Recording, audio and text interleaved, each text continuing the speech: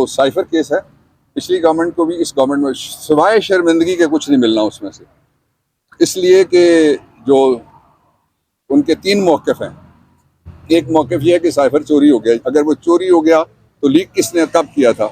अगर चोरी हो गया तो शहबाज शरीफ और जो उसके दौर की जो कमेटी बैठी थी नेशनल सिक्योरिटी काउंसिल, उन्होंने क्या देखा था? फिर उन्होंने जंग अखबार देखा था, उन्होंने डॉन पढ़ा था, उन्होंने न्यूज़ वीक पढ़ा था, क्या पढ़ा था अगर साइफर ही नहीं था? आज जो केस था वो इस्लामाबाद में, मेरे ख्याल में इस्लामाबाद की तारीख का, इस्लामाबाद के मुस्तकबिल और इस शहर के हवाले से और शहरियों के हवाले से सबसे बड़ा केस था। तो जस्टिस बाबर सत्तार साहब के पास ये वही केस है जिसमें जस्टिस बाबर सत्तार साहब ने डिप्टी कमिश्नर के जो जारी करदा थे, सस्पेंड किए हुए हैं MPO के ऑर्डर्स, मैंने उनको बताया पूरा आइन पढ़ के कि इस्लामाबाद एक अलग टेरिटरी है और इसमें जो इस्लामाबाद टेरिटरी के लिए कानून साज इदारा कोई नहीं है। फेडरल गवर्नमेंट पूरे मुल्क के लिए कानून बनाती है। 4 जगह प्रोविंशियल गवर्नमेंट्स हैं, GB है 5वीं जगह, वो अपने कवानीन खुद बनाते हैं। इसलिए इस्लामाबाद के लोगों को, जब मैंने हाई कोर्ट बनाया था, 2 ज़िले बनाए, अदालतें, जुडिशल कॉम्प्लेक्स, उस वक्त भी जहन में यही था कि इसको एक अलहदा से, बल्कि यूँ कहें कि तालिब इल्मी के ज़माने का ख्वाब है कि जिस तरह दिल्ली है, जिस तरह टोक्यो है, जिस तरह न्यूयॉर्क है, इस्लामाबाद इंशाअल्लाह अल अज़ीज़ सूबा बनेगा, क्योंकि ब्यूरोक्रेसी का यहाँ पे राज है। जो चीफ कमिश्नर है, जो डिप्टी कमिश्नर है, जो IG है, प्रोटोकॉल के अलावा उनका कोई काम नहीं है। और जो शहरी हैं, आपने देखा जितनी जो स्ट्रीट क्राइम कहाँ पहुँच गया है, मोबाइल स्नैचिंग कहाँ पहुँच गई है, रोज़ डकैती की वारदातें होती हैं। इसलिए यहाँ इफेक्टिव निज़ाम तब आएगा जब शहरी नुमाइंदे होंगे गवर्नमेंट में। दूसरा इसके साथ ये था कि 3 आज के मसाइल जो है मैंने बताया, वो कॉन्स्टिट्यूशन के प्रीएम्बल में से एक मसला ये कहते हैं सारे कौमी यकजहती होनी चाहिए। कौमी यकजहती किसी मार्शल ऑर्डर के जरिए से नहीं पैदा हो सकती, और कौमी यकजहती के लिए ज़रूरी है कि जो बुनियादी गारंटी है रियासत और कौम के जरिए, उस पर अमल किया जाए। ये लिखा हुआ है कॉन्स्टिट्यूशन के मुख्तलिफ दफात में भी लिखा हुआ है, और जो प्रीएम्बल है उसका दिबाचा उसमें भी लिखा हुआ है। और दूसरा जो जज साहब ने कहा कि 18वीं आईनी तरमीम में इसको क्यों नहीं, आप उस वक्त लॉ मिनिस्टर थे, इतने सेंसिटिव इशू को क्यों नहीं उठाया गया? मैंने कहा उसकी एक ही वजह थी कि जहाँ कोई सेंसिटिव बात आती थी तो मुख्तलिफ पार्टियाँ वो फिर उस वक्त अपनी अपनी सियासत में खो जाती थी और कहती थी कि हम कंसेंसस नहीं करेंगे। हमारी कोशिश थी कि एक दफ़ा लेजिस्लेशन ऐसी हो जिसमें कंसेंसस हो जाए, और वो हुई।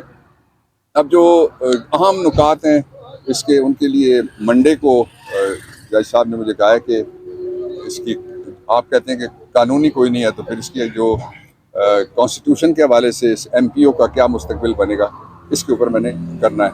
2 बातें मैं और साथ कह सकता हूँ आपके लिए। पहली बात यह है कि जो साइफर केस है, पिछली गवर्नमेंट को भी इस गवर्नमेंट में सिवाय शर्मिंदगी के कुछ नहीं मिलना उसमें से, इसलिए कि जो उनके 3 मौक़िफ़ हैं। एक मौक़िफ़ ये है कि साइफर चोरी हो गया, अगर वो चोरी हो गया तो लीक किसने कब किया था? अगर चोरी हो गया तो शहबाज शरीफ और जो उसके दौर की जो कमेटी बैठी थी नेशनल सिक्योरिटी काउंसिल, उन्होंने क्या देखा था? फिर उन्होंने जंग अखबार देखा था, उन्होंने डॉन पढ़ा था, उन्होंने न्यूज़ वीक पढ़ा था, क्या पढ़ा था अगर साइफर ही नहीं था? तो इन एक ही है, सॉरी। दूसरा ये कि बहुत नाकाफ़ी है जो जवाब दे रही है हमारी हुकूमत। ये इनको सैर सपाटे का शौक़ है, जो पिछले थे उनको भी, जो अभी आए हैं इनको भी सैर सपाटे का शौक़ है। मैं इनको याद दिलाना चाहता हूँ, मैं कैबिनेट मिनिस्टर के तौर पे, आप सारे भी और आप में से अक्सर लोग शरीक हुए थे, आप भी गालिबन थे, जब इस्लामिक कॉन्फ्रेंस आखिरी जो पाकिस्तान में हुई है, इमरान खान के दौर में हुई है। कई कमेटियाँ ऐसी हैं जिसकी सरबराही पाकिस्तान के पास है। जिन कमेटियों की सरबराही आपके पास है, उन कमेटियों का आप इजलास बुला सकते हैं। और दूसरा, कुछ ममालिक हैं जिनको शाबाश देनी चाहिए, सऊदी अरब है, कतर है, और उसके साथ ईरान है, इराक है, मिस्र है, जिन्होंने दलेराना मौक़िफ़ रियासत की सतह के ऊपर इख्तियार किया है फ़लस्तीनियों के हक़ में। फ़लस्तीनियों के बच्चे मारे जा रहे हैं। फ़लस्तीनियों में इस सदी का सबसे बड़ा कत्लेआम औरतों का। आपको पता है कि 50% जो गज़ा की आबादी है, 2.3 मिलियन उनकी टोटल आबादी है, उसमें से 50% औरतें और बच्चे हैं। बच्चों की तादाद औरतों से भी ज़्यादा है। वहाँ एक करबला है जो बच्चों के लिए आई हुई है, और जो कल का डेथ काउंट था उसमें 130 कोई TV कह रहा था, मगरबी कोई 125 बता रहा था कि वो बच्चे हैं। और 170 के करीब औरतें जो है वो शहीद हुई हैं। अभी तादाद गिनी ही नहीं जा सकती, इसलिए कि वहाँ दिन से लेकर रात तक बमबारी हो रही है। और बड़ा ही घटिया रोल है जो वेस्टर्न मेन स्ट्रीम मीडिया है उसका, और उसके लोग जो वो पार्टी बन गए, काले कपड़े पहन के वो कह रहे हैं इसराइल के ऊपर हमला हो गया। और 1967 से कब्जा हुआ है गजा की पट्टी के ऊपर। वहाँ जो 9 पोस्टें हैं उनमें से एक मिस्र के पास है, 8 पोस्टें इसराइल के पास है। उनको शर्म आनी चाहिए जिस तरह से इंसानियत सोज ये मुजालिम हो रहे हैं उसके ऊपर जो खामोशी है।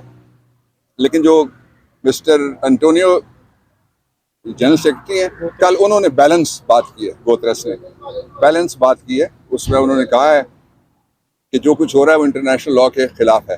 तो मुस्लिम उम्मा को जागना चाहिए, और वो जो सनाखान तकलीद है मशरिक हैं उनको भी जागना चाहिए, उनको आगे आना चाहिए, आके उनको अपना किरदार अदा करना चाहिए। पूरी यकजहती है पाकिस्तान तहरीक इंसाफ की जो फ़लस्तीन के मजलूम अवाम है। तो साइफर केस है, पिछली गवर्नमेंट को भी इस गवर्नमेंट में सिवाय शर्मिंदगी के कुछ नहीं मिलना उसमें से, इसलिए कि जो उनके 3 मौक़िफ़ हैं। एक मौक़िफ़ ये है कि साइफर चोरी हो गया, अगर वो चोरी हो गया तो लीक किसने कब किया था? अगर चोरी हो गया तो शहबाज शरीफ और जो उसके दौर की जो कमेटी बैठी थी नेशनल सिक्योरिटी काउंसिल, उन्होंने क्या देखा था? फिर उन्होंने जंग अखबार देखा था, उन्होंने डॉन पढ़ा था, उन्होंने न्यूज़ वीक पढ़ा था, क्या पढ़ा था अगर साइफर ही नहीं था? आज जो केस था वो इस्लामाबाद में, मेरे ख्याल में इस्लामाबाद की तारीख का, इस्लामाबाद के मुस्तकबिल और इस शहर के हवाले से और शहरियों के हवाले से सबसे बड़ा केस था। तो जस्टिस बाबर सत्तार साहब के पास ये वही केस है जिसमें जस्टिस बाबर सत्तार साहब ने डिप्टी कमिश्नर के जो जारी करदा थे, सस्पेंड किए हुए हैं MPO के ऑर्डर्स, मैंने उनको बताया पूरा आइन पढ़ के कि इस्लामाबाद एक अलग टेरिटरी है और इसमें जो इस्लामाबाद टेरिटरी के लिए कानून साज इदारा कोई नहीं है। फेडरल गवर्नमेंट पूरे मुल्क के लिए कानून बनाती है। 4 जगह प्रोविंशियल गवर्नमेंट्स हैं, GB है 5वीं जगह, वो अपने कवानीन खुद बनाते हैं।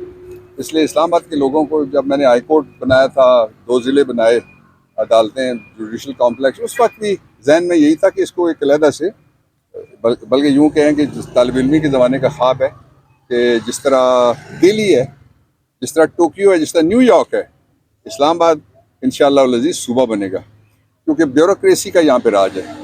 जो चीफ कमिश्नर है, जो डिप्टी कमिश्नर है, जो IG है, प्रोटोकॉल के अलावा उनका कोई काम नहीं है। और जो शहरी हैं, आपने देखा जितनी जो स्ट्रीट क्राइम कहाँ पहुँच गया है, मोबाइल स्नैचिंग्स कहाँ पहुँच गई है, रोज़ डकैती की वारदातें होती हैं। इसलिए यहाँ इफेक्टिव निज़ाम तब आएगा जब शहरी नुमाइंदे होंगे गवर्नमेंट में। दूसरा इसके साथ ये था कि 3 आज के मसाइल जो है मैंने बताया, वो कॉन्स्टिट्यूशन के प्रीएम्बल में से एक मसला ये कहते हैं सारे कौमी यकजहती होनी चाहिए। कौमी यकजहती किसी मार्शल ऑर्डर के जरिए से नहीं पैदा हो सकती, और कौमी यकजहती के लिए ज़रूरी है कि जो बुनियादी गारंटी है रियासत और